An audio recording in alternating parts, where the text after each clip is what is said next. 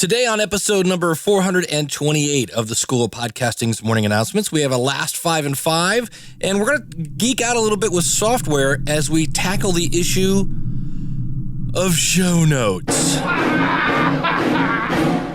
Hit it, ladies! The School of Podcasting with Dave Jackson.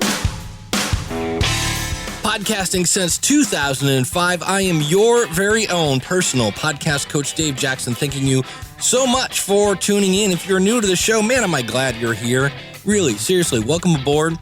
We talk about all things podcasting here, from planning to promoting to gear, growing your audience, making money with your podcast if that's something you want to do, and how to make it pain-free. And today we're going to talk about pain-free show notes, or at least maybe a little less pain-free show notes. Our website is schoolofpodcasting.com. If you would like to join in on the conversation, I would love to hear from you. Just go out to schoolofpodcasting.com/connect. And I always like to start off with either some news or because of my podcast story. If you have one of those, by the way, it's simple. If you can answer the question, because of my podcast, and it's usually something that would have happened or wouldn't have happened, but because you do have a podcast, it happened. Definitely go out to schoolofpodcasting.com/contact and let me know what it is, and we will feature you on the show. So be sure to mention your website. So what I want to start off with is a clip. We're going to do two things here. We're talking about show notes today, and one of the things I wanted to test was Dragon Naturally Speaking. Now, if you've never heard of this software, it's a software you basically talk, and it will transcribe whatever you say, and I'll be talking about that in a bit. There's actually a built-in kind of technology into Windows that will do it. I am not sure if there's something like that built into the Mac, but I wanted to test it. I had played with this software many moons ago. It was Dragon Naturally Speaking, I believe 6, and they're up to version 13. And so we'll talk more about that in a second. But the news is, and from what I understand, this is actually somewhat kind of old news. It's a video on YouTube from Edison Research. Now, Edison Research has been researching podcast statistics. So if you're a person that's trying to come up with a media kit and you need some stats about podcasting, just go to Google and type in Edison podcast stats or podcasting research. And they have a kind of an ongoing report now called Share of Ear. And it goes in and it shows how 2% of people are now listening to podcasts, and it goes into a 5-minute presentation. But I wanted to play you this small clip because let me just play it for you. Americans consume over 4 hours of audio a day. That's a lot.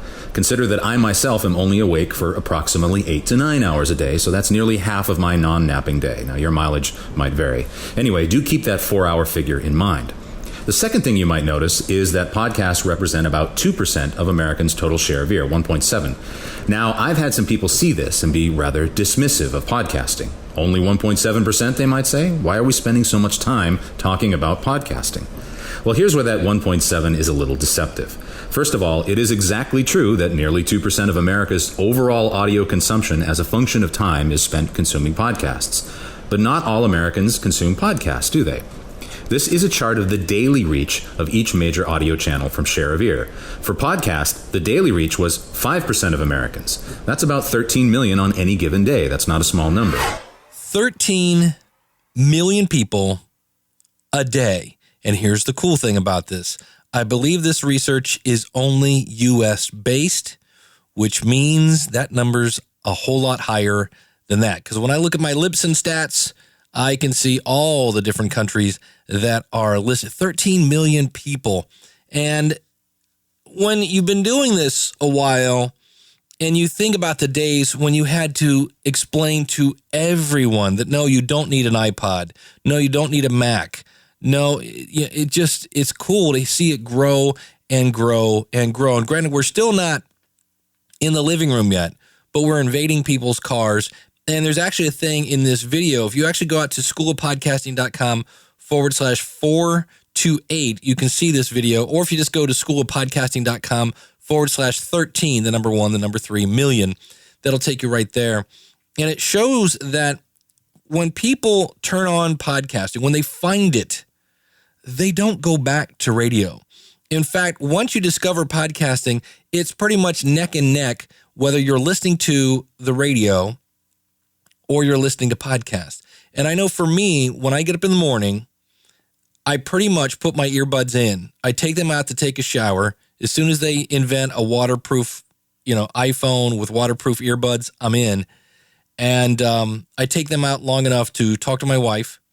I put them in as I walk to the car. I get to the car. I plug the phone into the stereo. And that's pretty much how I start my day. And pretty much if I'm not talking to my wife or on the phone or I'm doing something that needs my undivided attention, I'm listening to a podcast. So when he talks about 4 hours a day, that's me. And of that, I would say I listen to about a half hour of radio, and it's the Jay Moore Show. I think I mentioned this in a previous show. So it's just 13 million people, and that number is only going to continue to grow. And so what I wanted to show you is there is a version of Dragon Naturally Speaking. It's the premium version. Now, the basic version that will just convert your words to text is around $49, and I'll have links to this out at schoolofpodcasting.com/428. The premium version is the one that will actually, you can point it at a file, and I actually pointed it at a podcast review show that myself and Eric K. Johnson did, and it typed up 13 pages, 10,117 words. And we'll talk about why that's a good thing and a bad thing in a minute. But I took that little clip, just that little clip, and, Americans consume over 4 hours of audio a day. To a lot consider that I myself am only awake for approximately 8 to 9 hours is how it translated it. So I went through that little bit, and there was a couple things that it got wrong. Now, a lot of things that got really cool. Like if somebody said the number, it types in the number like 8 to 9 hours a day. 1.7 is not like the word one and the number, or the word point and the number 7. It's 1.7. That was really cool.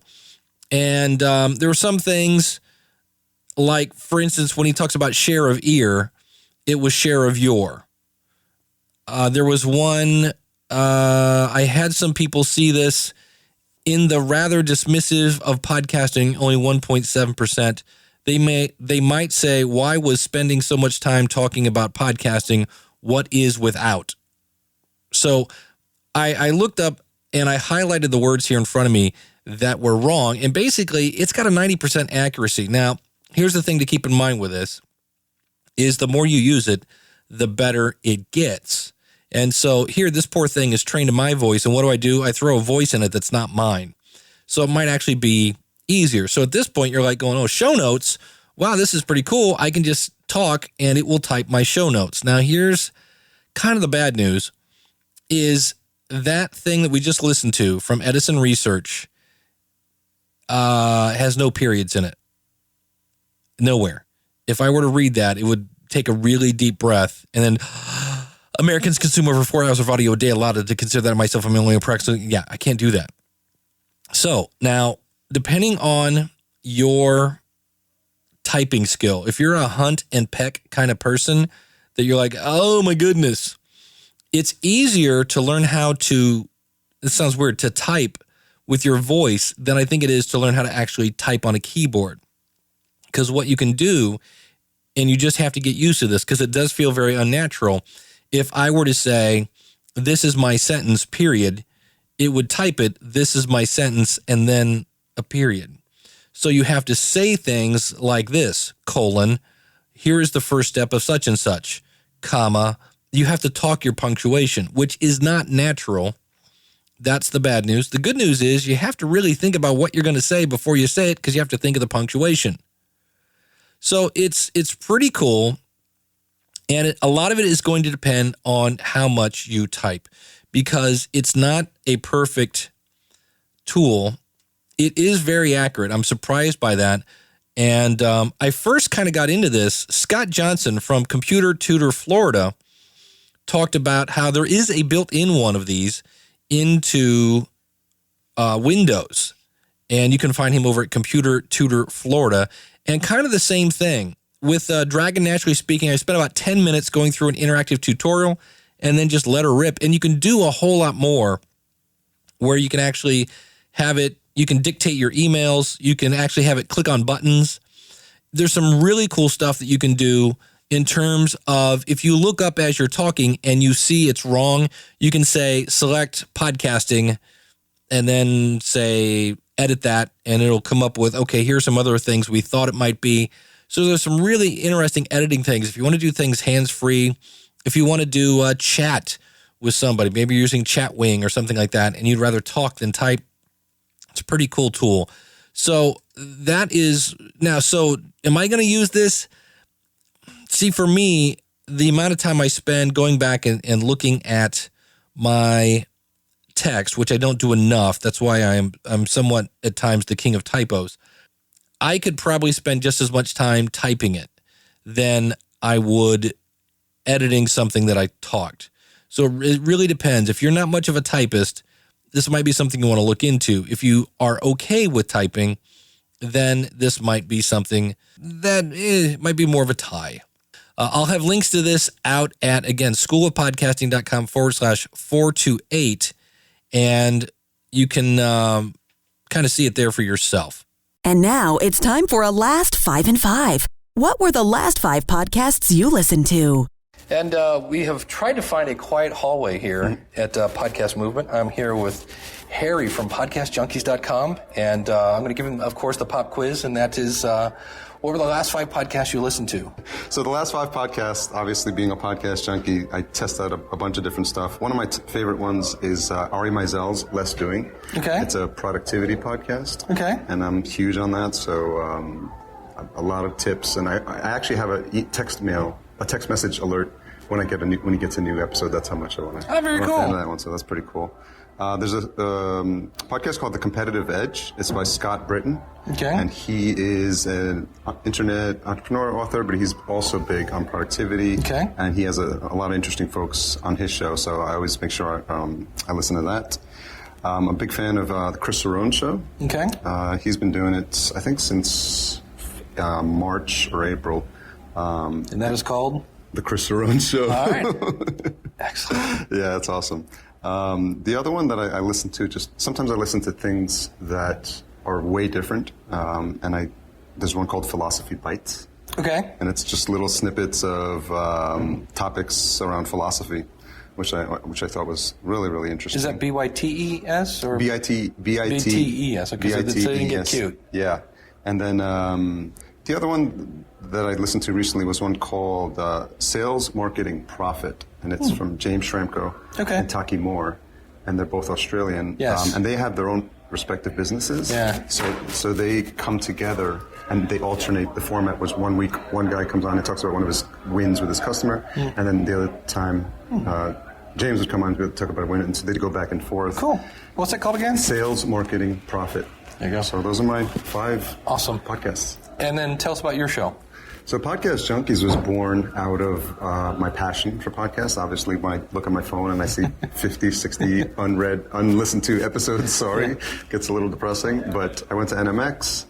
I saw a couple of folks speaking, and just a light bulb went off. What about a show about podcasts? Mm-hmm. And it wasn't, I know, and I had been familiar with what you guys were doing. Mm-hmm. I talked about the art of making podcasts, but I thought this was more like, I want to talk to podcasters. Mm-hmm. And people especially have been doing it for a long time in internet years. Right. And I've had great guests such as yourself. Thank you. Elsie Escobar, Daniel J. Lewis. I'm going to interview Ray Ortega. Johnny Dumas has been on.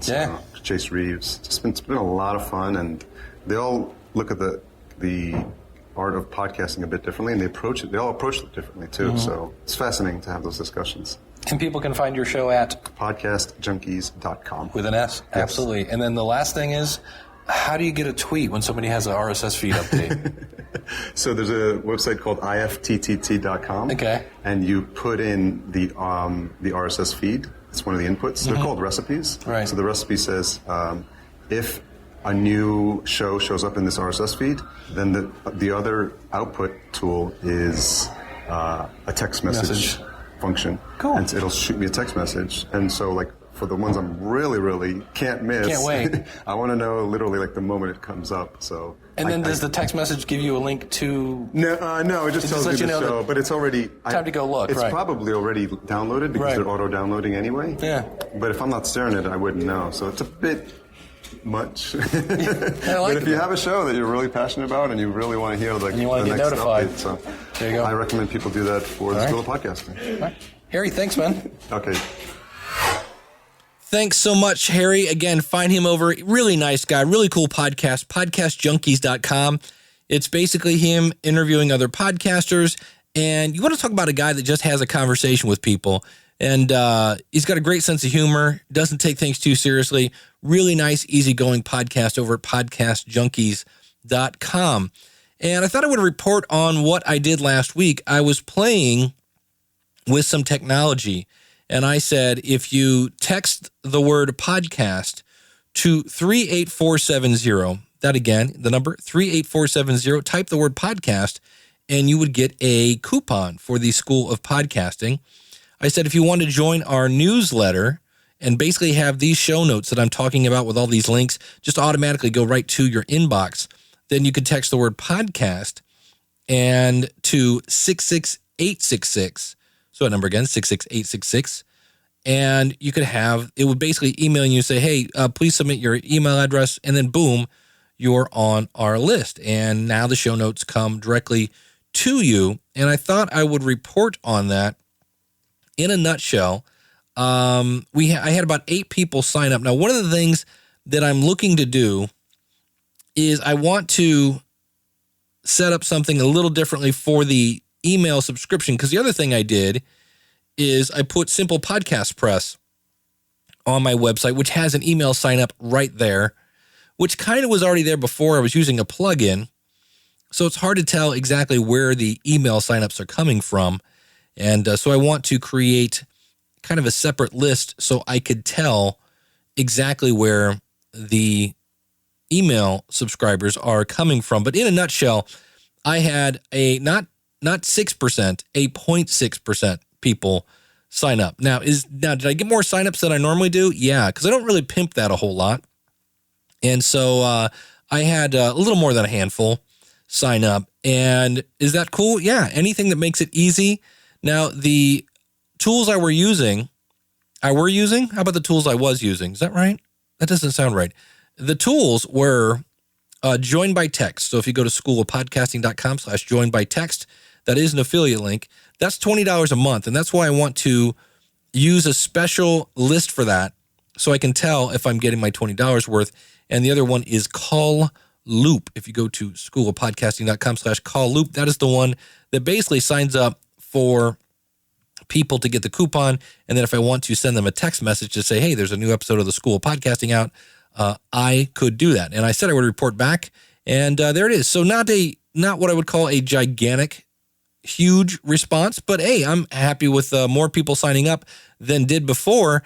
And this is where I said before that, a lot of times 3% return. Like if I had, let's say 100 people listening to my show and 3 people signed up, that would be 3%. And that, they say, sometimes is a phenomenal return for people actually acting on your content. So I will keep you informed as we go along and I continue to test. I love to test tools and things like that. And I will keep you updated as we go along. National Podcast Day is coming September 30th. But what is National Podcast Day? Well, it's pretty simple, and you can help spread the word. National Podcast Day is dedicated to promoting podcasting worldwide through public engagement. You may be asking, what can I do to get involved on National Podcast Day? It's easy. Head over to nationalpodcastday.com and check the suggestions. But ultimately, the options are endless. Remember, September 30th, nationalpodcastday.com. And there you go. Hey, tomorrow, if you're listening this on Monday the 29th, tomorrow is National Podcast Day. And there have been some really interesting turns of events with this. Number one, Blog Talk Radio, because I met them at Podcast Movement, and they've kind of been following my moves, I guess you could say. And I had mentioned National Podcast Day on this show, on Ask the Podcast Coach show. And, one of the things that drives me kind of crazy about Blog Talk Radio at times is their pre-roll, right? They have all this advertising in front of your show. And I believe that's something you can opt out of. But a lot of times when you go to their website, things just start playing, and they're going to actually put a promo for National Podcast Day. So it's kind of cool to have that. And it's just interesting. Again, we've talked about this company in the past, and they really are trying to connect with the community. And so that was very cool. And we've had a lot of people going to the site, nationalpodcastday.com, and getting involved. If you haven't checked it out, it's a great place to, number one, if you're new to podcasting, there's some really great information over there. And it's a great place to send people who've never heard of podcasting. You could send them there. Now, I always recommend as well, in terms of a way to grow your audience, maybe you should make a tutorial on your site on how to subscribe to your show. You could take screenshots. Again, on a PC, there's actually, if you're using Windows 7, just click on the Windows button, and in the search box, type the word snip. There's basically a screen capture device, so you could take screenshots of iTunes and things of that nature to make it really easy for your audience to learn how to subscribe to your show. And then you could direct people to your website to learn about that as well. But it's a great tool. And as the first year of this, of National Podcast Day, it's been interesting to see a lot of the feedback that we're getting and a lot of the exposure. I was actually interviewed about National Podcast Day, and I'll be playing that on a future show. And so it's going to be interesting here again to just watch podcasting continue to grow and grow and grow. And speaking of growing, one of the things and feedback, I do want to say this here in the show. I want to say extra special thanks to Larry B777, as well as DBL Audio, and last but not least, Rick Grimshaw, buddy. I know his website, rickgrimshaw.com, for reviewing the School of Podcasting. You can do that by going over to schoolofpodcasting.com /iTunes, and that'll take you there, and then you can click on subscribe in iTunes. And they left me really good reviews. Deeply, deeply appreciated that, guys. And thank you so much. I deeply appreciate that. It does help you get found, or so we believe, in iTunes when you have more reviews and ratings. So if you feel so inclined, it would be deeply appreciated. One other thing about National Podcast Day, we are having a Podcasters Roundtable. You can find that at Podcasters Roundtable. That's my buddy Ray Ortega from podcasterstudio.com and Daniel J. Lewis from theaudacitytopodcast.com. And we get together and we talk about not so much how to podcast, but kind of the areas around podcasting. We just did episode 35 where we talked about iTunes, the ins, the outs, and things you should know and maybe not know. Is it as important? Is it too important? Things like that. And that will be coming out very soon. And to celebrate National Podcast Day, we're doing a Podcasters Roundtable. Now, I'm also doing a Cleveland Podcasters Meetup. And we're actually going to have, so you'll be able to see, if you come to the Cleveland Podcasters Meetup, you'll be on the Podcasters Roundtable. I'm still trying to figure out exactly how I'm going to get a camera to do all that, but it'll be a lot of fun. And so if you are in the Cleveland area, check out clevelandpodcasters.com. And here's a slightly illegal promo about that event. Hello, Cleveland! Hello, Cleveland! Hello, Cleveland. This is Dave Jackson from the schoolofpodcasting.com. If you are a new or experienced podcaster in the Northeast Ohio area, I urge you to go to clevelandpodcasters.com. This is a monthly meetup focused on networking with other podcasters, as well as we'll talk about all things podcasting like websites, recording gear, podcast promotion, audience growth, and more. Admittance is free, and for more information, including time and directions, go to clevelandpodcasters.com. All right, so we're going to talk about show notes a little bit, and we've more than likely spoken about this in the past, but I've had a lot of questions. And like I said, I had somebody ask me about the Dragon Naturally Speaking thing, and I was like, hey, that'd be a good topic for a show. So the first question is, do I need show notes? Do I need to type show notes? Well, you need a blog post because at its core, a podcast, whether it be audio or video, is simply media that's connected to a blog post. That's really it, right? It's in, if we want to get super geeky, it's an enclosure inside of a blog post. So you need a blog, you need some sort of RSS feed, and we could get super geeked out on that. But let's just say for now, for the sake of argument, yeah, you need show notes. So then the question becomes, well, how long do my show notes have to be? And I did some research. Again, if you go to schoolofpodcasting.com/428, there's a couple articles I looked at and that talked about this from some pretty, like the one guy is the head of Crazy Egg, which makes heat mapping software, has a really good post about this, some really good stuff. And so the one source I always quote is there's a guy named Yoast, who's kind of this WordPress SEO kind of guru. He recommends at least 300 words, but other reports have shown, there was a report that showed that the top ranking pages on these different searches, most of those posts had over, you ready for this? 2,000 words. Oofa, that's a lot of typing. And so before you start wetting your pants, let's not do that. That makes sense. Google indexes pretty much every word on your site. They index every part of your site. Now, there are things that Google doesn't index, like it can't listen to your audio and different things like that. But it indexes pretty much every page. And it would make sense then that the more it finds, the more of a trail you leave to be found. And that's how you can get when people search for your topic, if you have more info about that, then there's more likely that you're going to be found. Now, let's go to the other side of the spectrum. If you've never heard of Seth Godin, he basically has one of the most popular blogs on the internet, period. And I went over and looked, and he had a post called None of This Makes Sense.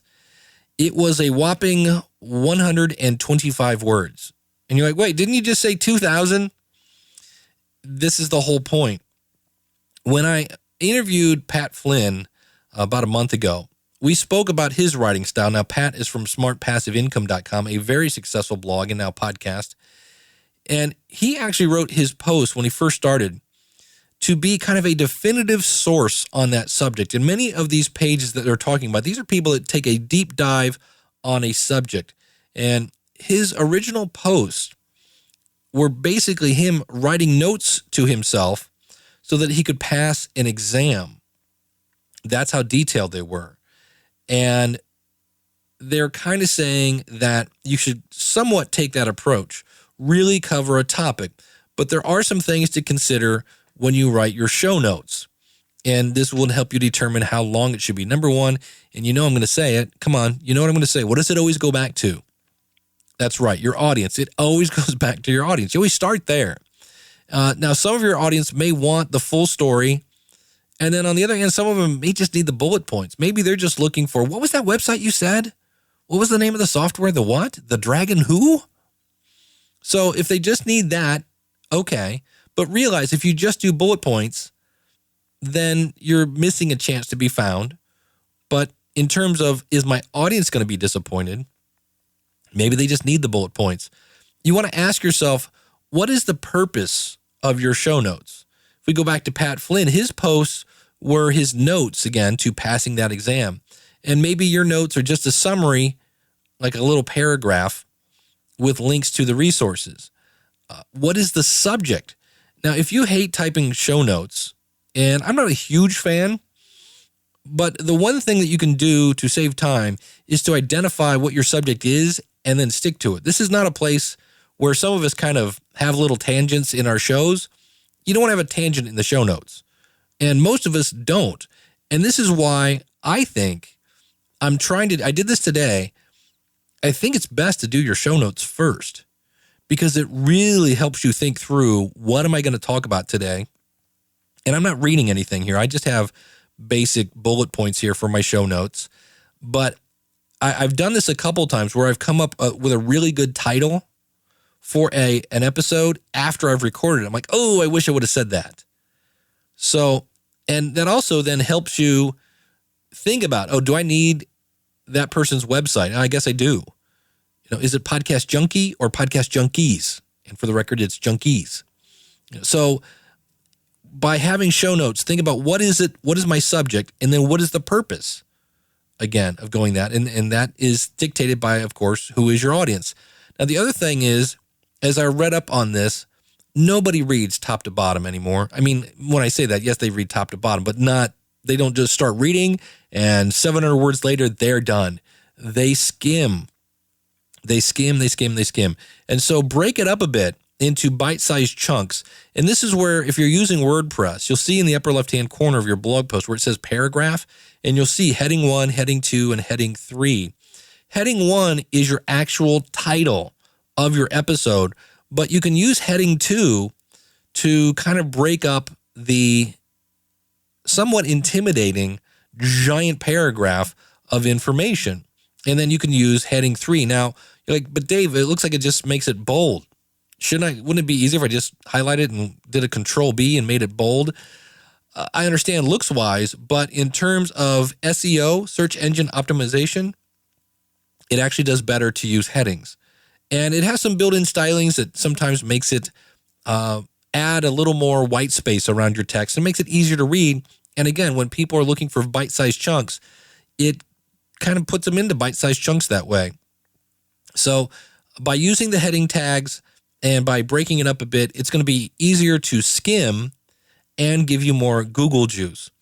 Now, some other things you can do with show notes is there are tons of reports that say images help posts get read. And there are things you can do here that you can go in and add alt text. Always add alt text. So when you put in an image in WordPress, you'll see there's a spot there where it says alt text. It might even say contextual text, but if you type that in there, that is the text that pops up when you put your mouse over the image. And more importantly, if you have someone who is sight impaired, that goes into their reader. So instead of saying X8975649 JPEG, it says Dragon Naturally Speaking.jpg. And so they know that's an image of the Dragon Naturally Speaking box. And here's a novel idea. If you're sight impaired, you are really into podcasts, especially audio ones. And so that's your audience, and anything you can do to make it an easier consumption, an easier experience, a more pleasant experience, why not do that? And here's the bonus. When you add this type of information to your images, it can help with, again, our good friend Google Juice. And if we go back to our original topic of writing show notes, it, again, makes them easier to read. It will suck people in to maybe reading it because they're skimming and they're like, oh, wow, look, it's a picture of whatever. And then they start reading, and then they start reading and they go, oh, look, a play button. So those are some things to think about when you're considering writing your show notes. It can kind of help you scale back to, okay, what do I need to do here? What do I need to write? Now, the reason we hate show notes is, number one, for many years, and I still do this in some cases, and like I said, I think I'm going to stop doing this. A lot of times, show notes are a post-recording activity, and I'm not sure that's the best move at this point. And what we want to do is we want to speed them up because we're tired. We edited it, we recorded it, we researched what we wanted to talk about, and now I just want to get it up and go to bed. So here are some tips you can do to speed up your show notes. Number one, type it once. Now, what do I mean by this? There are all sorts of collaborating tools, whether it's Google Docs, myself, Jim Cullison from theaverageguy.tv. He and I do the Ask the Podcast Coach show. That's every Saturday at 10:30 Eastern Standard Time a.m. at askthepodcastcoach.com/live. And we share a document that we kind of throw things that we might talk about. It's a call-in show, but you always want something to talk about in the event that nobody calls in. So that's a Google Doc, and you could do that if you have a co-host. And if you don't, it's just nice because it's web-based, so no matter where you are, you can just jot down a little note so you can capture those. And there are other great tools. There is Evernote, which is a very, very popular tool that I've been using off and on for years, and I want to go a little deeper with that because it really seems very, very versatile. If you're a Microsoft person, there's Microsoft OneNote, which is free, and it's a tool that you can use on pretty much any device, just like Evernote. And the thought is here, you write down your ideas, and then you can copy and paste them later. I do the podcast review show with my buddy Eric K. Johnson from podcasttalentcoach.com, and he writes his notes when we review a show, and I write my notes about it, and we use a lot of those for the show notes. So type it once. It speeds things up. I'm going to take a little tangent right here. Speaking of the podcast review show, we now have a version. If you go to podcastreviewshow.com, we have two versions. We have the full version where you actually come on the show. You're on our YouTube channel. You're in our audio channel, and you get to ask us questions live. And it's kind of funny because people that would sign up to get their podcast reviewed always enjoyed the feedback they got, but they really like white knuckled it. Like they really thought we were just going to tear them a new one. And we try to always provide constructive feedback, but it dawned on us that there might be people who aren't real crazy about being reviewed in person.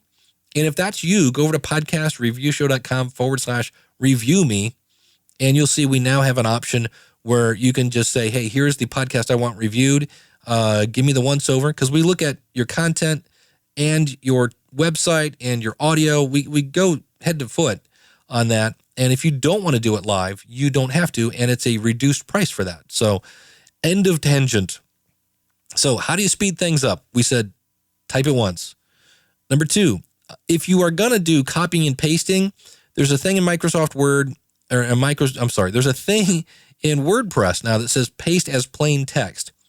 And I usually just paste into plain text on a Windows machine that is just Notepad. This strips out all the extra gobbledygook that things like Microsoft Word and other programs can put into, and they put these weird characters into your post, and sometimes that will mess up your podcast feed. So basically, it kind of can put a hurdle between you and iTunes and other things that are listening to your show. So if you are going to be doing your show notes later, when you copy and paste as plain text. The other thing is, how do I speed things up? If you're doing your show notes post-recording, listen to your show at double the speed. And you're like, well, I do that on my phone after I've published it. How do I do it before? I'm not sure what the Mac equivalent would be for this. I would think maybe something like QuickTime would do this. On Windows Media Player, when you're listening to a podcast, you should see your album artwork there because, of course, you've tagged it properly. And you can right-click on it, and you will see where it says Enhancements and then Play Speed. And when you go to that, you can jack it up to 2x. And that will, again, make it easier to listen back to your show while you're typing up your show notes. Because you're like, oh, man, it's an hour-long show. Now I gotta sit here for an hour and listen to this so I can say what we did. Now, here's another cool tool you can do. If you're recording into a portable recorder, and it's something I recommend you do. Now, do I have to record into a portable recorder? No, you can record into your computer. I just know that for me, I did that for the first 3 years when I was podcasting, and I lost 2 recordings. The second one was really important, and it seems to be the more important the guest you have on your show, the better the chance that your computer is going to eat it. And I went, you know what? That's enough of that. So my recorder that I'm looking into right now that says I've been talking for 34 minutes is the Roland R-05, and it does not have this functionality, which means someday down the road when I get a little extra money in my pocket, I want to check out the Zoom H5. It has a lot of really cool tools, and I had an H4 back in the day until I accidentally kicked it across the room. Don't recommend that. And it didn't make it. And the H5 has the ability to what's called mark your audio. So if I was doing something like the Ask the Podcast Coach, I want to start marking where I get live calls and breaking those in and putting them on schoolofpodcasting.fm as kind of a little segment. And what's cool about this is you can mark your audio. You just push a button, and when you then take that file off your portable recorder and you pull it into your software, many times you can see it's just a little line that you can go in and see where it is. I use a program called Sony SoundForge, and those marks would show up, and it would be very easy to see when I change from topic 1 to topic 2. And if you can't remember what topic 2 was, well, then you can just go to the mark and listen. So it's a way to, again, make show notes because you can jump to each topic in your file, which also kind of another side note, it would speed up your editing. And so right now, when I make a mistake, I just pause for 10 seconds so I can see where I made a mistake. If I had a recorder that added these marks, then that might speed things up as well. Now, the other one I talked about earlier, Dragon Naturally Speaking. If you can't type, if you're like, Dave, look, I type, letter, another, oops, backspace, type. Yeah, if that's you typing, you might want to look into something like Dragon Naturally Speaking. They have come a long way, like I said, in their accuracy. If you can't type, it's probably an easier way to type. And what I mean by this is, okay, I have to learn how to get information on the screen.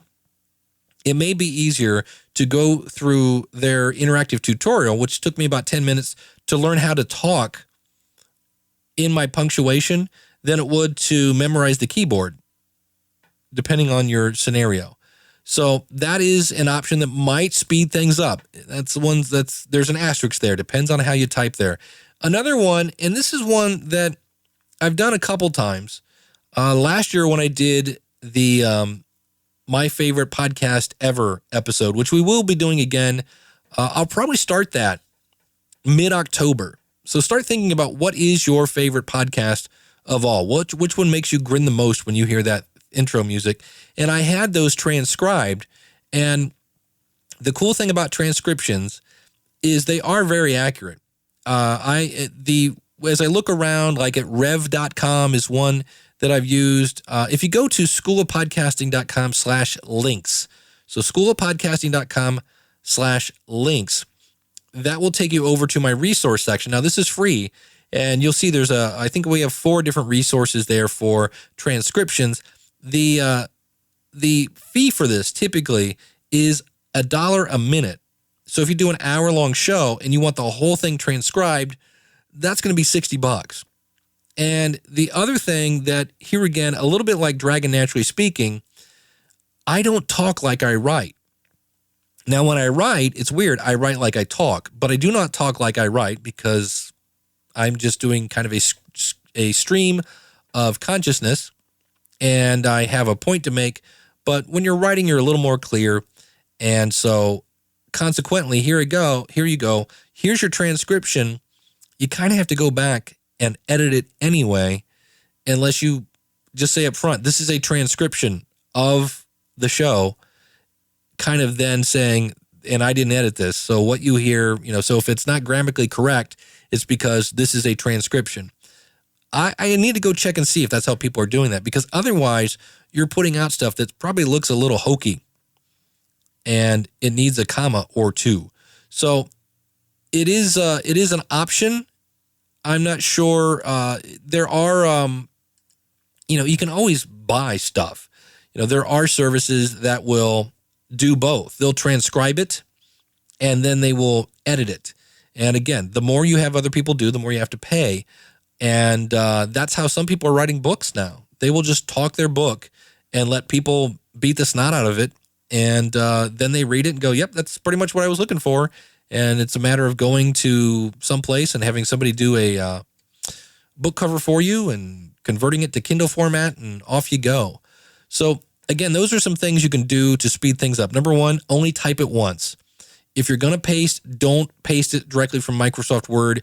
Paste it as a plain text. And technically, I wouldn't use Word because it's not web-based, and the only way you can capture something in Word is if you're sitting in front of your computer. Get something web-based so when you have those ideas, you can capture them right away. If you're doing your show notes after you've recorded it, listen to your show at 2x. Check to see if your recorder can create marks. That could be an easy way to have you jump from topic to topic as you're listening back. And if you can't type it, then try speaking it. You might look into something like Dragon Naturally Speaking. And last but not least, you can farm out and do transcriptions. And the other thing, since we're talking about show notes, and this is something I'm trying to do, and I'm failing horribly at it. So this is me peeling back the curtain, is try to have your show notes done at least one day before you publish.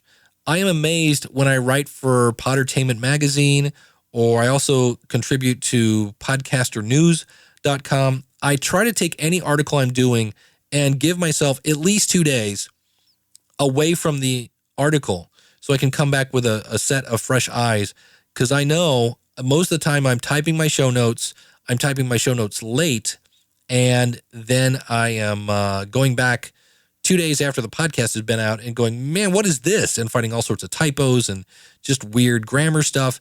So if you can get things ahead of time, give your eyes a chance to get away from it when you come back, that can really help, because I've had people tell me, Dave, you are just killing your integrity, because I love your podcast. I came out and I went to this one page and there were 4 typos in the one section.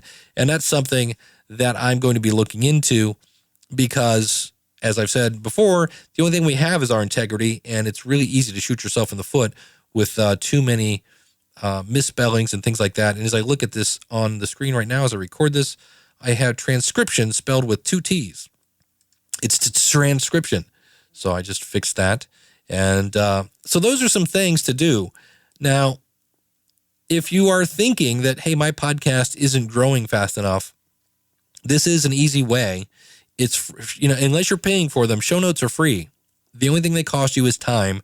And so you might, if you wanted to go, like if you wanted homework for show notes and you had more time, you could go to the Google keyword tool and just Google the Google keyword tool, and it will let you know, here are keywords that are popular about that subject. So maybe you type in your subject for that podcast, see what words are popular. Now, keep in mind as I say this, it always goes back to who? Your audience. Always write for your audience. But if you find out later that food plan is an okay word, but diet is more popular and more searched for, you might want to swap that word out. Don't just type words that are popular keywords. Always write for a human, but you might find that there are keywords that are a little more popular, and that might bring you a little more traffic. And I know you're going, Dave, there's one last thing. Like, what? You didn't say how long my show notes have to be. And in reality, from the Valerie Geller from the book More Powerful Radio says there is no too long when it comes to radio, or in our case, podcasting. There's only too boring. I think as long as your show notes provide value, they are on topic, and they enhance the audience experience.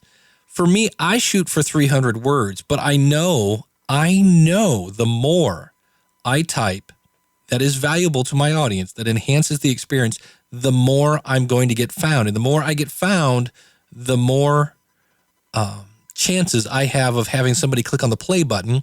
And the more times they click on the play button, the more chances they get to click on the subscribe button. And the more time they click on the subscribe button, the more times they're going to go, you know what, this podcasting thing, I want to get into this. 13 million people. The more times they're going to come over and sign up at the School of Podcasting. So I don't know if there is a rule. I know for me, I look for at least 300 words. But that's me. I think in the end, it's going to be between you and your audience. But think about those things we talked about today that can maybe help speed things up and help get you focused. And that is going to do it for this episode of the School of Podcasting's morning announcements. I want to thank you so much for tuning in. If you have anything to add to the conversation, I would love to hear from you. Just go out to schoolofpodcasting.com/contact. And I believe going forward here for about the next month, the shows might be just a tad shorter.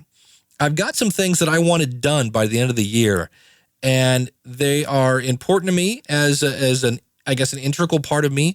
I wanted to do some things to the School of Podcasting's back end, and it's dawning on me that, as it's getting colder out here in the States, the year's coming to a close sooner than we think, and I made promises that these things are going to be in place, and I now have a clear vision of where we're going, what tools we're using, and so I'm going to put those into place, which means the show might be a little shorter the next couple weeks as I really, really put my foot on the gas to get these to work. So keep that in mind. Now, one of the things that I'm not stopping, of course, is helping people start podcasts. And if you're interested in that, use the coupon code LISTENER, LISTENER, and that'll save you on your first month. If you don't have a website and you have your name picked out for your podcast, I should probably say that, because you want your name and your website to kind of jive together, then send me an email right now to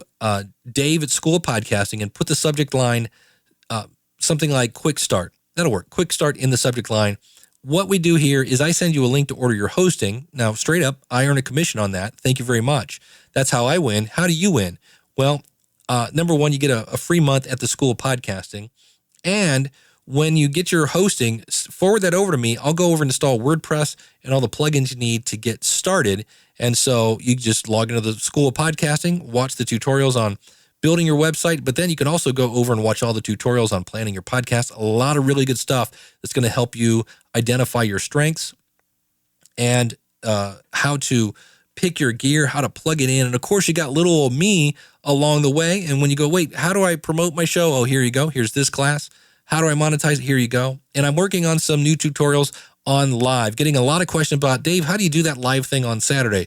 So that'll be coming, and it's all, you sign up and everything is there. So thank you so much for tuning in. Let me remind you that live today like it's your last one. Live tomorrow like it's your first. And don't ever let your problems bring out your worst. Anybody else got some problems? Man, did I have a week. Don't ever take your mind off. Whatever it is your goal, be true to yourself and follow your soul. Thank you so much for tuning in. We'll see you again next week with another episode of the School of Podcasting's Morning Announcements. Until then, class is dismissed. Take care. God bless.